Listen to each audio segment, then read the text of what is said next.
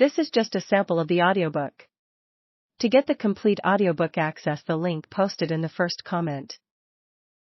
Excitement ran higher than usual on May 31st, 1913, in Highland Falls, New York, heightened by concern for the injury-plagued home team. The entire 600-strong corps, high-ranking officers from both services, distinguished visitors, middies, and 4,000 cheering spectators jammed the stands. With clear windless skies over the Catskills, Dwight D. Ike Eisenhower, class of 15, rallying the cadets massed behind the Army bench, led his cheerleaders in the Long Corps Yell. The band played fight songs as the fast-paced game peaked at the end with the score tied at the bottom of the ninth with no outs. A tall, gangly yearling with an upright stance and an easy swing strode slowly to the plate, his gait steady and measured. It had been a long, hard struggle to get there.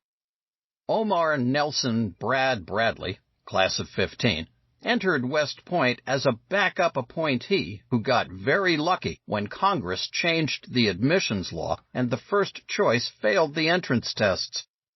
By the time he arrived, the plebes' nightmare, Beast Barracks, was over. That 3-week-long grueling orientation and rite of passage, skirting the edge of serious physical abuse, was the field on which the class of 1915 formed first bonds and impressions of the place and each other. Missing Beast Barracks was only one of Plebe Bradley's problems.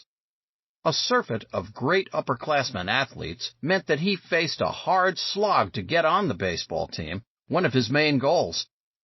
That varsity bench, the oldest of the Academy's organized teams, was deep and full of players already wearing the A. At the beginning of the game, Sammy told his players he just got a call from a big league scout telling him that Navy pitcher Vincent was a real quick throw to first, warning them to be extra careful when trying to steal, since this guy would be alert to their intent and more dangerous than usual. The score was tied, 1-1, with no outs and no one on base, when the batter came to the plate. The pitcher was not taking any chances with a power hitter. Bradley waited for 4 wide ones, taking the walk.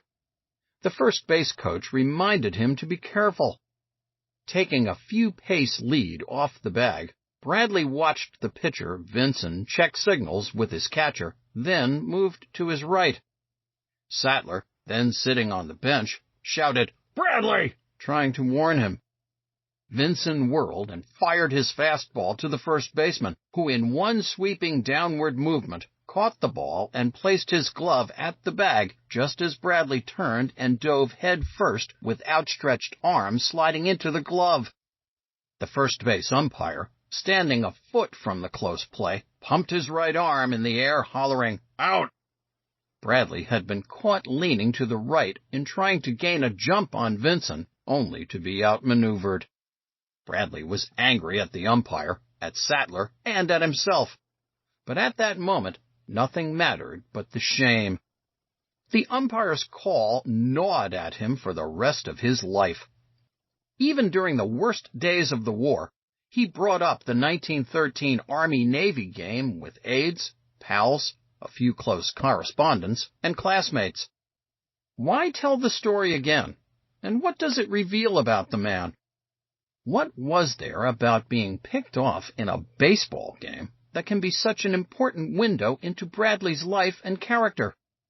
Bradley made a base runner's calculation that weighed distance from the bag, his speed, the pitcher's skill, and all the things that make up a play. Yet he could not admit he blew it. He blamed the umpire and nothing else.